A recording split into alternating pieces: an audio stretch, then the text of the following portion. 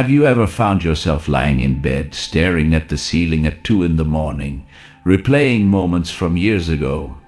Maybe it's a conversation you wish had gone differently. Maybe it's the career you almost pursued, but walked away from. Maybe it's the marriage that ended, or the apology you never gave.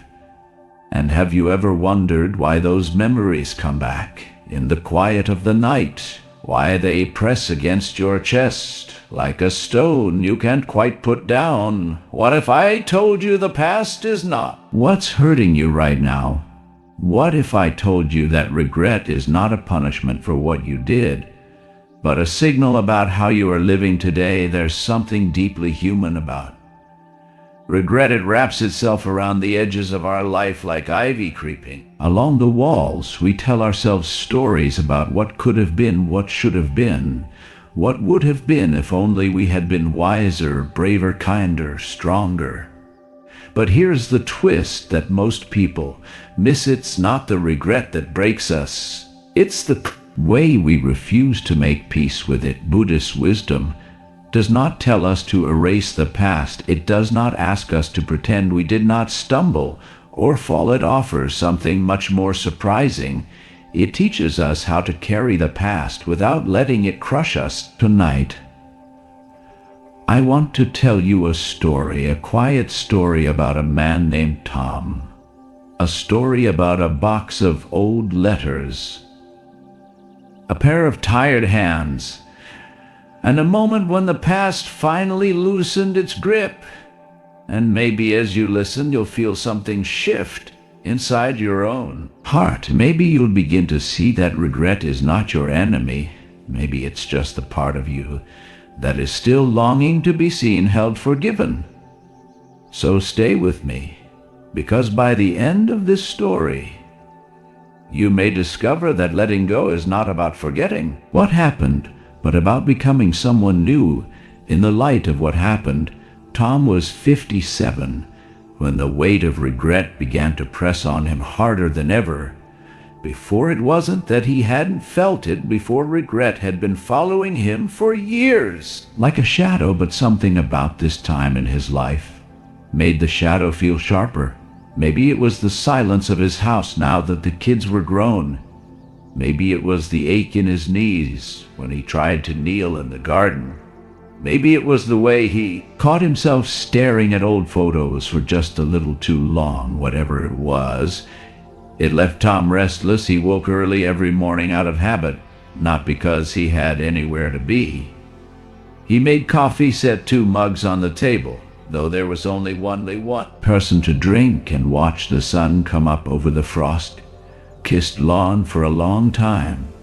This was how his days began: the quiet click of the coffee pot, the slow shuffle to the window, the sigh that came when the world outside reminded him that life was still moving, even if he felt stuck. Tom had once been a mechanic. He loved the hum of engines, the smell of oil on his hands, the satisfaction of fixing what was broken. He was the guy people called when something fell apart, and for years he took pride in that. But there were some things Tom had never learned how to fix. His marriage had ended 5 years ago, not in a storm of anger, but in the slow, quiet drift that happens when 2 people stop seeing each other. His kids were kind. They called, visited, but they had their own lives. And there were friendships that had slipped through his fingers, not because of one big fight, but because time has a way of loosening the ties we forget to tend. And then there was the regret that hurt the most. Tom had always dreamed of opening his own garage, a little shop on Main Street where he could work on old cars, talk to neighbors, maybe even teach his son the trade. But life got busy, bills piled up, other dreams took priority, and the shop stayed a dream, stored away in the back of his mind like a tool never used. Lately, Tom found himself thinking about that garage more and more, not with anger, not with bitterness, just with a deep, aching question. Why didn't I try one morning? Tom sat at the table, the second coffee mug in front of him as usual, but this time his hands didn't reach for it. Instead, they rested on a small wooden box, tucked into the corner of the table. Inside that box were letters he had written over the years and never sent. Some to his ex-wife, some to his kids, some to himself. They were words he had never been brave enough to say in person, words that had waited patiently for the right moment. He opened the box slowly, as if afraid the weight inside might spill out too fast. The first letter was to his son. "I'm proud of you, Tom." Read the words and felt his throat tighten. How many times had he wanted to say it out loud? How many times had he thought about picking up the phone, but decided maybe tomorrow, maybe next time? He set the letter down gently, as if it were made of glass. The next was to his ex-wife. "I'm sorry for the ways I stopped seeing you." Tom closed his eyes for a long moment and breathed in slowly. The room felt heavy, but in a way that was more tender than painful. And then the letter to himself. "You did your best, Tom." Almost laughed, soft and a little bitter. The words felt strange on his tongue, foreign, like a language he had never learned to speak. Buddhist wisdom teaches that regret is not a punishment from the past, but an invitation from the present. An invitation to turn toward our wounds instead of away from them. An invitation to offer ourselves the forgiveness we keep waiting to hear from others. Tom sat with that truth for a long time, longer than he meant to. The coffee went cold. The sun climbed higher in the sky. The dog pawed at his leg, waiting for the walk that would eventually come. When he finally stood, he didn't feel lighter exactly, but he felt clearer. He understood now that regret was not something to outrun. It was something to hold gently, to turn over in his hands, to bless with forgiveness. That afternoon, Tom did something small but important. He called his son. "Hey kid," he said, "just wanted to tell you I'm proud of you." There was a pause on the other end, the kind that holds years of unspoken words. Then a quiet "Thanks, Dad," and a softness in the voice that made Tom's chest ache in the best possible way. Later, he pulled an old pair of running shoes from the back of running shoes. His closet shoes he had bought years ago, thinking maybe he would take up jogging, never wore, and then quietly forgot. He laced them up and stepped outside. The air was cold, but it felt good, alive. He didn't run. He just walked one foot in front of the other, a simple act, a beginning. That night, as Tom sat on the porch, the letters still on the table beside him, he looked at the sky, scattered with stars. He thought about all the ways he had tried to make the past go away, all the ways he had tried to erase the ache inside him. And he saw so clearly, now healing was never about erasing the past. Healing was about learning to live alongside it. The Buddha once said, "You can only lose what you cling to." Tom was learning to loosen his grip. He was learning to let the past be the past, to let the future unfold, and to let the present moment be enough, not perfect, not painless, but enough. As the night deepened, Tom felt something shift, not a dramatic transformation, not a lightning bolt of wisdom, just a quiet settling, a softening of the edges. He reached out and placed his hand on the wooden box, a small act of grace. And in that moment, he knew letting go does not mean forgetting. Letting go does not mean we stop caring.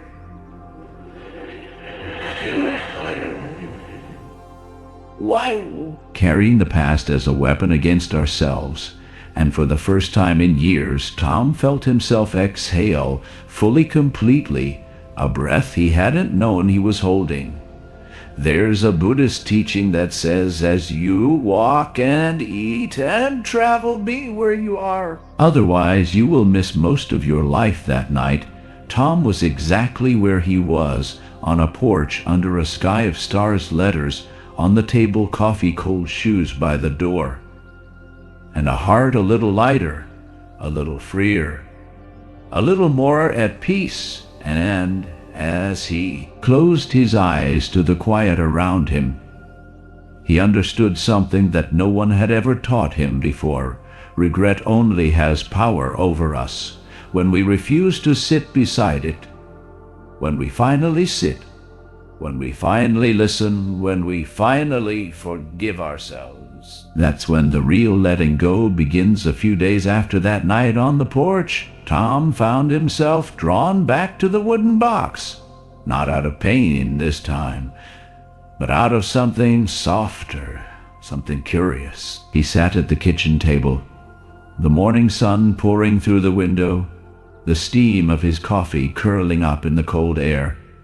His fingers brushed over the edges of the letters, over the paper worn thin from years of quiet waiting. But this time, his attention drifted to something else.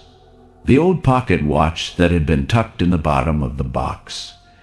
It was his father's watch, heavy brass with a crack along the face, and a backplate worn smooth by time. Tom had carried that watch for years, but never worn it.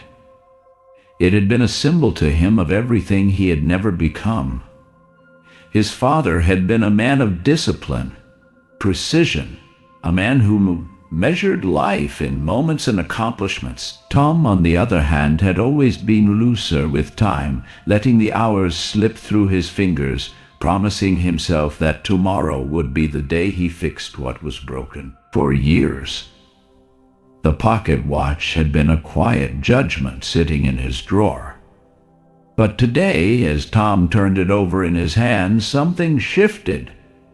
He saw for the first time that the watch was just a thing. It wasn't a sentence. It wasn't a verdict on his worth. It wasn't even a memory of failure. It was just a piece of metal that had traveled through time with him. And in that realization, something inside Tom softened. Buddhist teachings speak of symbols, not as burdens, but as mirrors. They reflect to us where we are still clinging, where we are still grasping, where we are still trying to control what was never ours to control. Tom stood slowly, walked to the porch, and sat in the cold morning light.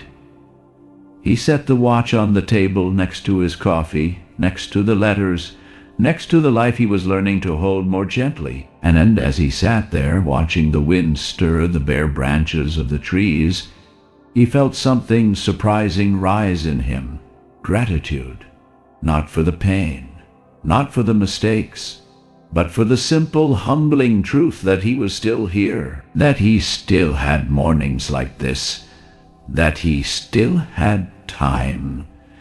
It was not the time he thought he would have.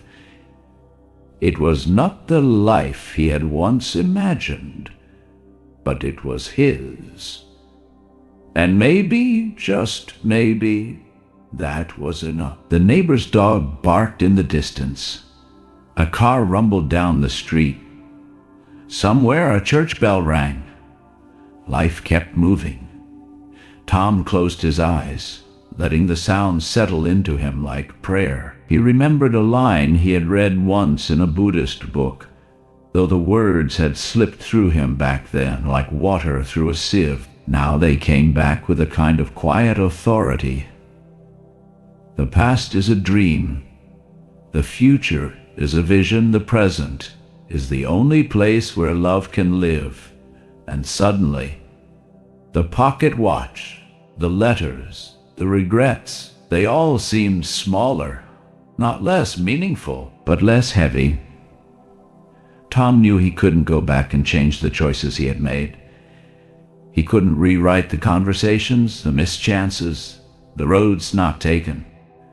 But he could do this. He could be here. He could choose, in this moment, to stop punishing himself, He could choose to open his hands, his heart, his life, to whatever peace was waiting just beyond his grief.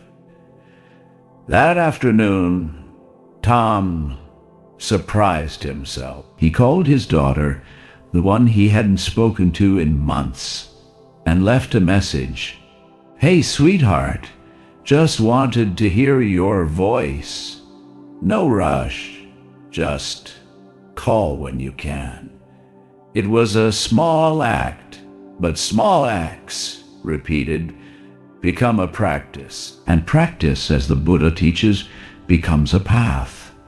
Later that day, Tom took the pocket watch, polished it for the first time in years, and set it on the mantel, not as a reminder of what he hadn't done, but as a marker of what he was learning to do now. Show up. Show up for the morning sun.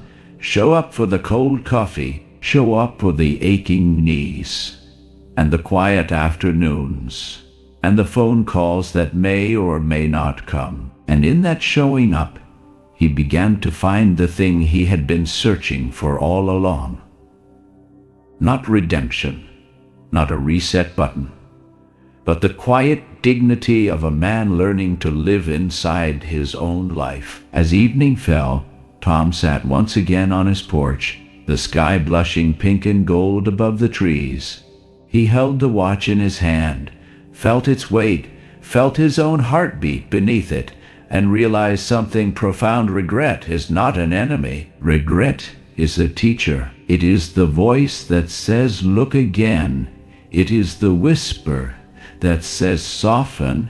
It is the ache that says, "You are still alive." And when we stop treating regret as a wound to be hidden, when we stop bracing against its presence, we begin to hear what it had been trying to tell us all along: that love remains, that forgiveness is possible, that it is not too late to belong to this moment, this breath, this life. Tom closed his eyes, exhaled slowly, and for the first time in years he let the weight of the past rest beside him, not on him. And as the stars pricked the darkening sky, he understood, in the quiet way that only the heart can understand, that letting go was not about turning away. It was about turning toward life, toward love, toward himself. A few days passed, and Tom noticed something strange. The mornings felt just a little lighter, not because his regrets had vanished. They hadn't. They were still there, woven into the quiet, waiting for him in the pauses between tasks, in the quiet moments between phone calls. But they had softened, like old scars that no longer stung when you touched them. One evening, as the sun sank low and the trees cast long shadows across the yard, Tom found himself holding the pocket watch again. He turned it over slowly, fingers brushing along the crack in the glass, feeling the weight of years, the weight of memory. He remembered his father's hands, steady and sure, the way they had fixed broken things without hesitation. And for a moment Tom's chest tightened. He had spent so long measuring himself against that man, so long wondering why he hadn't lived up to the same standard. A wave of regret washed over him. Why hadn't he been more present? Why hadn't he worked harder at his marriage? Why hadn't he started that garage he always dreamed of? But this time, something inside him stirred. Not resistance, not guilt, but a quiet voice that said, "Look again." Tom took a breath. He closed his eyes, and instead of pushing the regret away, he leaned into it. He remembered the late nights he had worked to pay the bills. He remembered the weekends spent at his kids' soccer games, cheering from the sidelines. He remembered the quiet mornings when he brought his wife coffee in bed, the way they had once laughed at something small and ridiculous. It hadn't been perfect. It hadn't been everything he dreamed. But it had been love. It had been effort. It had been a life. Buddhist wisdom teaches that the heart breaks, not because we are weak, but because we have love, and that breaking, if we let it, can become the doorway to compassion. That night, Tom did something he hadn't done in years. He pulled out a notebook and began to write. Not letters of apology, not confessions of failure, but moments of gratitude. Thank you for the long drives home from work when the radio made me feel less alone. Thank you for the arguments that taught me patience. Thank you for the years, even the hard ones, that made me who I am. The pages filled slowly, one line at a time. And as they did, Tom felt the knot in his chest begin to loosen. He wasn't rewriting his past. He was releasing it. Outside, the night deepened. The house was quiet. The world seemed to hold its breath. And Tom sat in the middle of it all, a man no longer trying to erase his life, but learning how to carry it. Buddhist teachings speak of karma not as punishment, but as cause and effect. The understanding that our choices ripple forward, shaping not just our lives, but our hearts. Tom realized that his regrets weren't just shadows from the past. They were teachers in the present. The failed marriage had taught him the value of presence. The missed dreams had taught him the beauty of small, ordinary joys. The pocket watch had taught him that time moves on, but the heart can still awaken. As midnight approached, Tom stepped out onto the porch. The air was cold, sharp with the scent of winter. He looked up at the sky, at the stars scattered like a map he would never fully understand. And for the first time, he didn't feel the need to figure it all out. He let the night be what it was. He let himself be who he was, a man learning, stumbling, forgiving. And in that quiet, in that surrender, something opened inside him. A space wide enough to hold his sorrow and his joy, his failures and his hopes, his past and his future. There's a Buddhist saying that goes, let go or be dragged. Tom had been dragged long enough. Tonight he let go, not of the memories, but of the war he had been waging inside himself. And in that letting go, he found what he had been searching for all along. Not a perfect ending, not a flawless life, but peace. Simple, humble peace. As he turned to go back inside, the pocket watch glinted in the moonlight. He smiled, just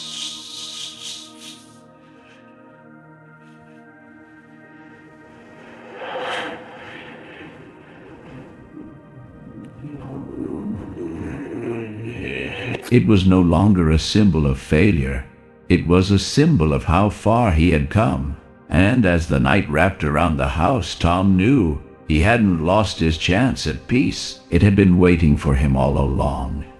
Inside the silence, inside the stillness, inside the quiet act of forgiveness. In the weeks that followed, small changes began to ripple through Tom's days. He did not wake up one morning magically healed. The regrets were still there. The old aches still hummed in his chest now and then. But something had shifted. The regret no longer ruled him. Tom found himself showing up in ways he had avoided for years. He called his son just to ask about his week, not to make up for old absences.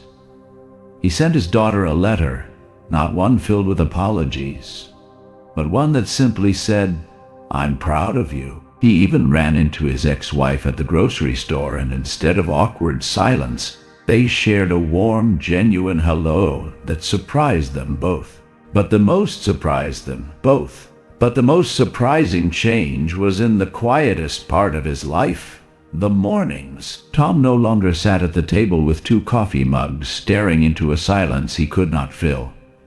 He kept the second mug, but now it was a symbol, not a wound. It was a quiet nod to the life he had built, the love he had shared, and the man he was still becoming. Buddhist wisdom teaches that transformation does not come from doing grand things, but from small, consistent acts of showing up with an open heart.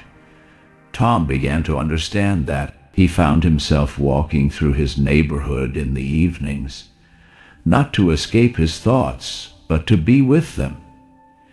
He nodded to neighbors he had once passed without a word. He let the dog pull him toward the park, where he would sit on a bench and watch the sky darken, watch the world go on without his control. Their laughter filled the air, sharp and bright against the hush of the coming night. Tom felt a tug in his chest. For a moment, he thought about the times he had missed with his own kids. The games not played, the stories not told. The familiar ache stirred. But this time, Tom did not look away. He let the ache rise, crest, and soften. He watched the boys play, let himself smile at their joy, and felt something unexpected. Not loss, not shame. Gratitude. Gratitude for this moment, for the cool air on his face, for the sound of laughter, for the quiet miracle of simply being alive to witness it. Buddhist teachings say that when we truly understand impermanence, we stop clinging to life and start loving it.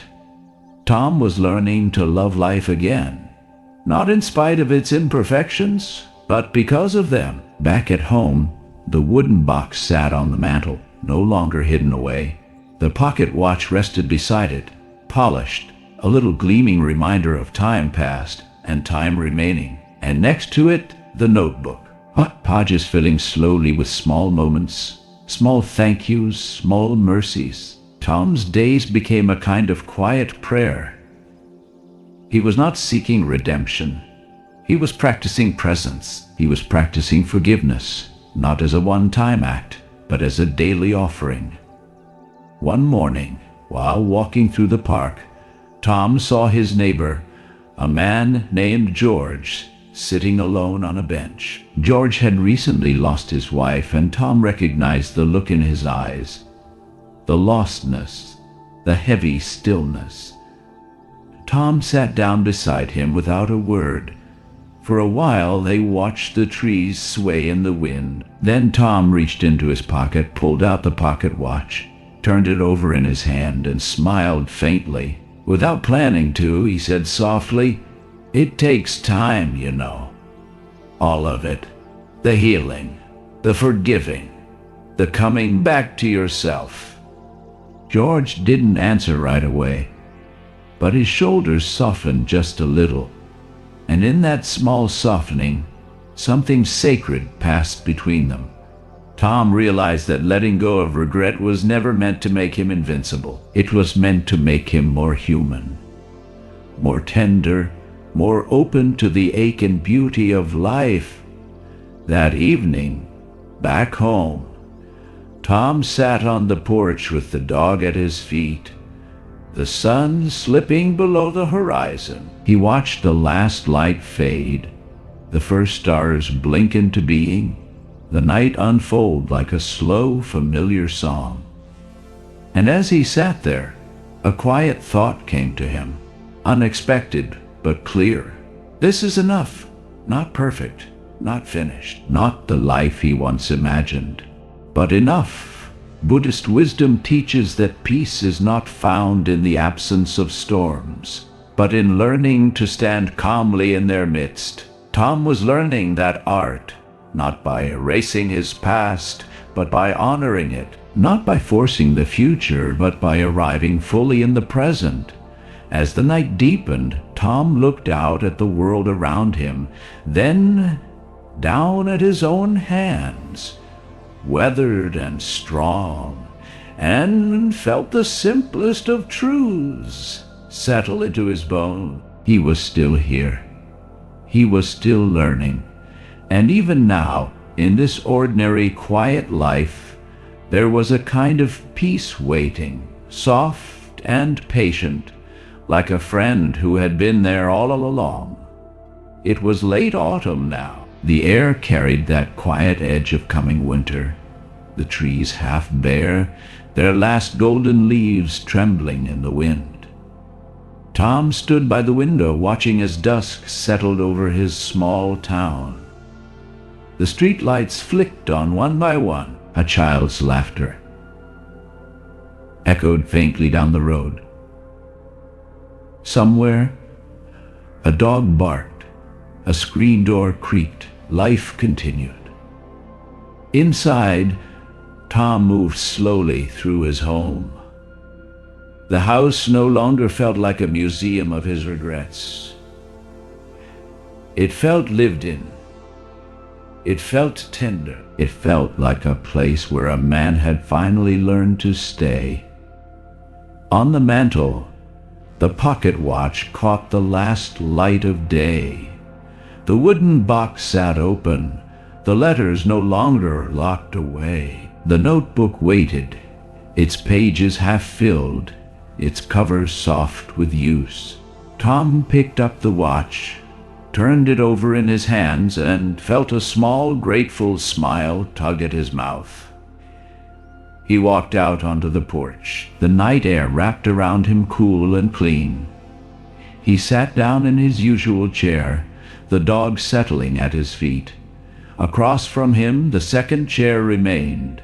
For years, that chair had been a wound, a symbol of loss, of absence, of things unfinished. But now, it was something else. It was a companion. It was a memory. It was a gentle reminder that life is shaped as much by what we carry as by what we learn to set down. The moon rose pale and full above the rooftops. Tom leaned back, his body soft, his heart open. And for the first time in many years, he felt no urgency to fix or change or explain anything. He just breathed. Buddhist wisdom teaches that the heart finds peace not by pushing away sorrow, but by making space for it. Not by conquering regret, but by bowing to it, learning from it, and then letting it rest. Tom let the night unfold around him. The stars blinked awake. The world hushed. The past settled into its place, no longer heavy, no longer sharp, just part of the story, part of the man he had become. He thought of his children, of his old dreams, of the choices that had brought him here. And with a quiet breath, he whispered to the dark, "Thank you." Not because it had all been easy, not because it had all been right, but because it had all been his. There's a saying in the Buddhist teachings, you can never step into the same river twice. Tom understood that now. Life keeps flowing, and our work is not to hold the river back, but to stand in it fully, to feel the cold rush around our legs, to know we are alive, and to let it carry us forward. As the night deepened, Tom felt the gentle weight of sleep pulling at him. He rose, stretched, and turned toward the house. He paused at the door, looking back at the two chairs on the porch, one filled, one empty, both complete in their own way. And in that simple moment, Tom felt the quiet triumph of a man who had learned the hardest and most beautiful lesson of all, that letting go is not the end of love. It is the beginning of peace. Inside, the house waited, warm and quiet. Outside, the stars turned overhead, ancient and unhurried.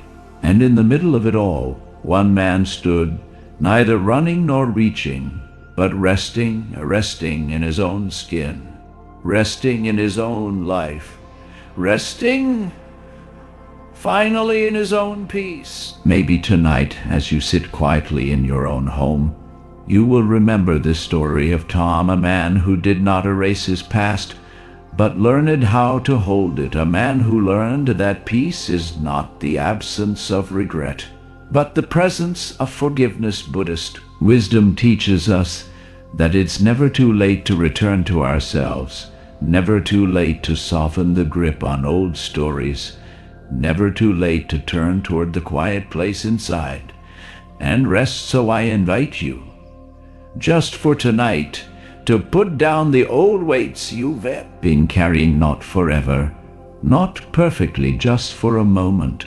Let yourself breathe. You are not your past. You are not your regrets. You are the one who is still here, still learning, still capable of love and peace. If this story touched your heart, I invite you to subscribe to Lotus Light Teachings. Together, we will walk this path of Buddhist wisdom, one quiet, healing step at a time. Until next time, may you find gentle peace in the life you already hold.